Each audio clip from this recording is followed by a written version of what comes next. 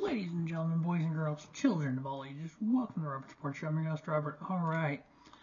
WWE Elimination Chamber from Saturday morning. Yeah, you heard me right. It was, 4 a.m.? Saturday morning, 5 a.m. East Coast time. Yeah, early. Obviously didn't get up for it. Save those mornings for Wrestle Kingdom, WrestleMania in the future. But, so, we're able to get it watched. I'm going to go ahead and run down the card here real quick and get some thoughts about it. Now, we had one match on the pre-show. We had the WWE Women's Tag Team titles on the line. So we had the Kabuki Warriors, part of Damage Control, kind of, I guess.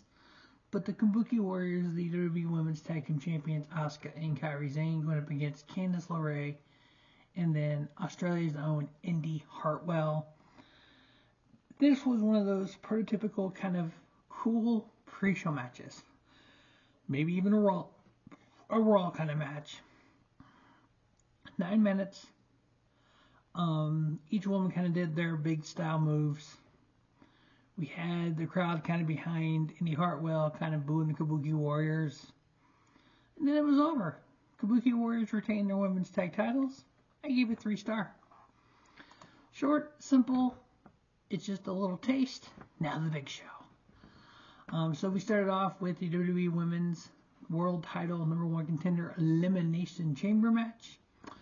In the chamber, we had Tiffany Stratton, Raquel Rodriguez, Naomi, Liv Morgan, Bianca Belair, and Becky Lynch. Overall, the chamber was really, really good. You had some big spots with Liv Morgan coming off the top of one of the pods. You had Becky and Tiffany fighting on the top of the pod. You had Tiffany just pushing Becky off. And then doing a freaking swanton off the top of the pod, which was kind of cool, actually, because Tiffany Stratton is that athletic. Watching her do a swanton off of the Elimination Chamber pod, it was like, hey, that's cool. So Tiffany Stratton first eliminated Naomi. Then Liv Morgan eliminates Tiffany Stratton. Bianca Belair eliminates Raquel Rodriguez. Liv Morgan eliminates Bianca Belair. Came down between Becky Lynch, Liv Morgan.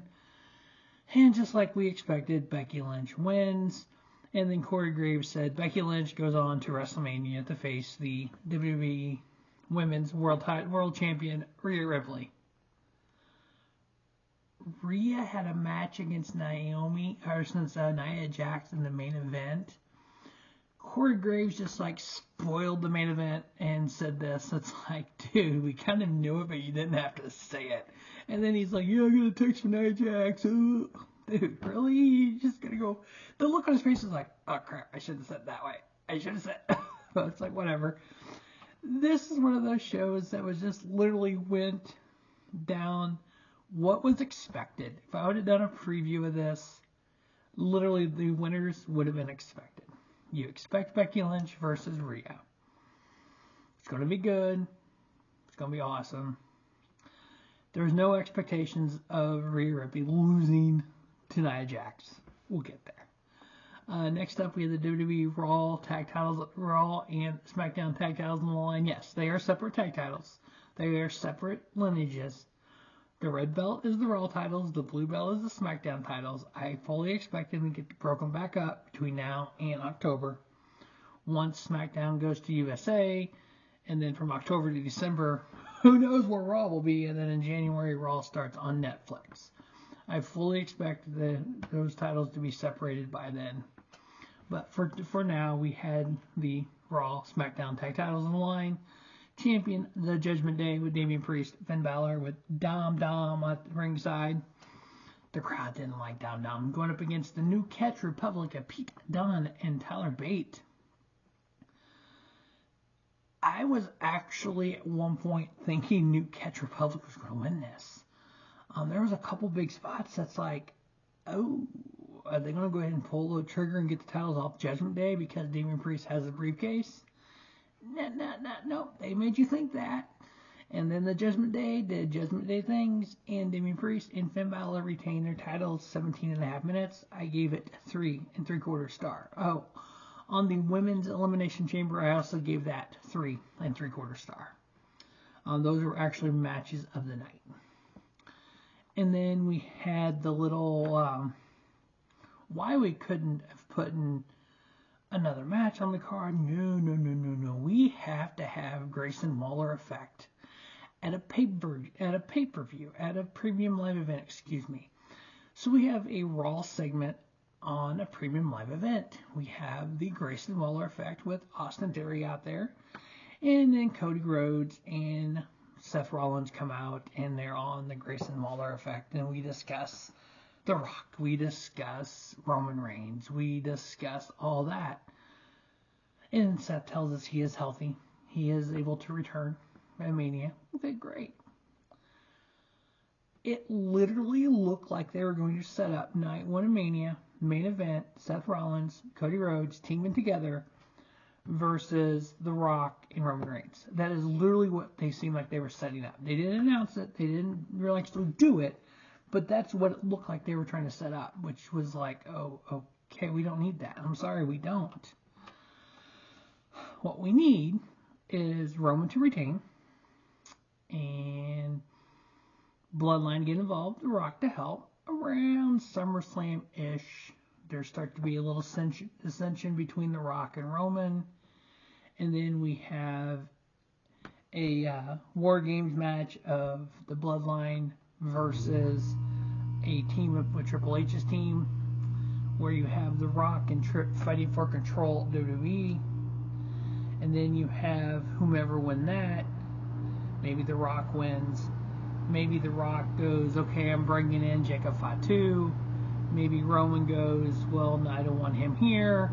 I got Jey Uso and I got Samoa Joe. And you start the dissension between the Bloodline. You start tearing the Bloodline apart from inside out. And then you end up with a match at WrestleMania, Rock versus Roman Reigns, for control of the Bloodline. Easy. You got a whole year to build this. Year and 2 months. You have Cody finish the story at Madison Square Garden in December, win the title, stand in the turnbuckle, hold the belt up. On the Titantron or the big board, you have the picture of Dusty holding the belt up. Boom. That's how you do it. And Cody goes on to WrestleMania next year and defends the title versus CM Punk. Boom. I just wrote it for you, WWE. You're welcome. And you have Damian Priest cash in and lose the Money in the Bank briefcase, or Punk gets it and does something with it, and it turns into trash. And yeah. Anyway, that's how you do that. The way you get Cody, if Cody loses at Mania, the way you get Cody to that point is you have Cody win the next Money in the Bank, and then when they announce the Madison Square Garden show, he comes out and says, I'm cashing in here. The problem with this, Cody's on Raw. Netflix is probably going to want Cody on Raw as the flagship show on Netflix, as the flagship champion, so it's going to be hard to get Cody over to SmackDown unless you somehow do your draft, unless you draft Cody to SmackDown. I don't know how you do this and make the networks happy, but that's just an idea. Next up, WWE World Heavyweight Champion, number 1 contender, Elimination Chamber. The winner of this will go on to WrestleMania to face Seth freaking Rollins. So we had Randy Orton, Logan Paul, LA Knight, Kevin Owens, Bobby Lashley, and Drew McIntyre. You had Owens attack Logan Paul in the pod. You had Logan Paul on top of the pod come off on top of McIntyre. You had Bobby Lashley throw Owens into the pod. He spears Logan Paul through the pod.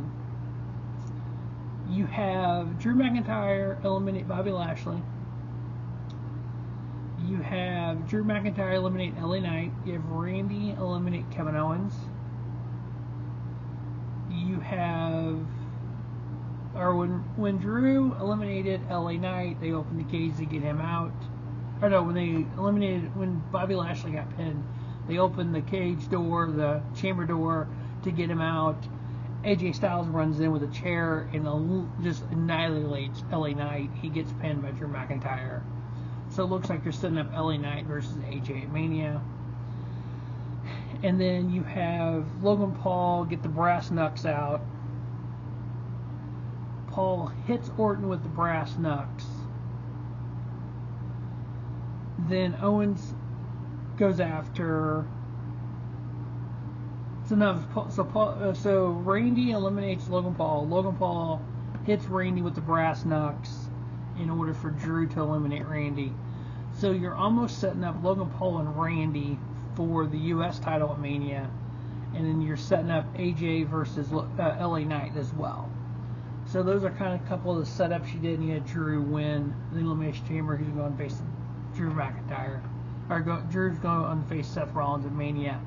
So you kind of set up a couple of wonky things here with Randy and Logan Paul, but you still have the Kevin Owens thing going on with Logan Paul, so I'm wondering if it's going to be like a triple threat for the U.S. title, which really doesn't make a lot of sense. Those guys should be world main eventers, but whatever.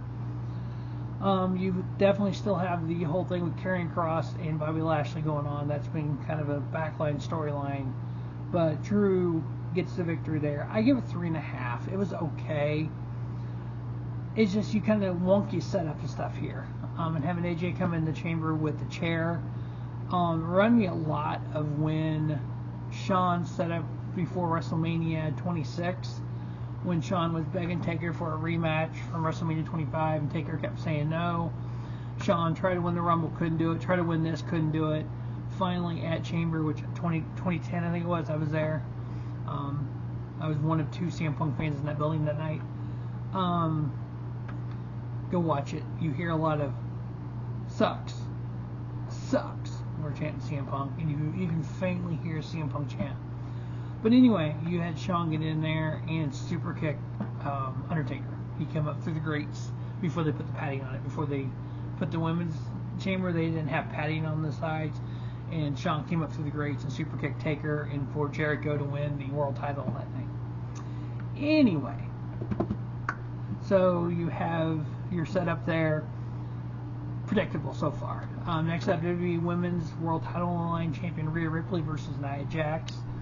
Having Nia Jax kind of be this beast kind of character, she's so powerful no one can beat her, but you have Rhea Ripley in her home country, her first match in the home country. You could have so really turned people so bad on Nia Jax if you would have made Nia Jax win this. It was 14.5 minutes long. It wasn't a horrible match. I ended up giving it a 3-star. With Rhea retaining her title. I think what they should have done is had Nia win. The place would have just turned on her worse than they already were. Then you set up something with Nia, Rhea, and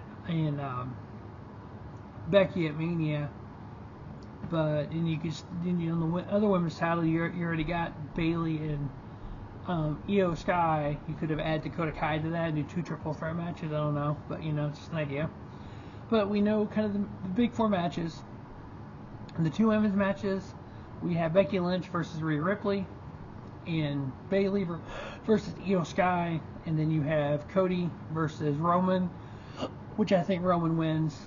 I think Cody's not going to finish the story until they do the Madison Square Garden show. And then you have Seth versus Drew. I think Drew wins this. I think this is going to be that Drew McIntyre moment that he didn't get because of COVID, where he wins at Mania. They did have an announcement that ends at 52,590. Tripp had come out and announced that. I see some pictures online where it looked like it was pretty empty in places. For concerts, it looks like it's set, what I've seen online, it said 70,000. So I think they could have probably done more if they would have set it up differently. But it was just a big arena, big stadium that I get it. You want to be the big dog here in the world wrestling entertainment. Sports entertainment is what they are, which is fine. You know what? There's a place for that. But there's also a place for pro wrestling. There's also a place for the next 2 companies. There's also a place for the independents. There's a place for everything. But you know what? That's what makes it great. 90% opinion, 10% fact. Pro wrestling, sports entertainment. Overall, Elimination Chamber was good, not great. It was predictable. If you would have given me something that I wasn't going, I did not see that coming, then I would have probably went great with the whole show. But overall, match quality wise, pretty damn good.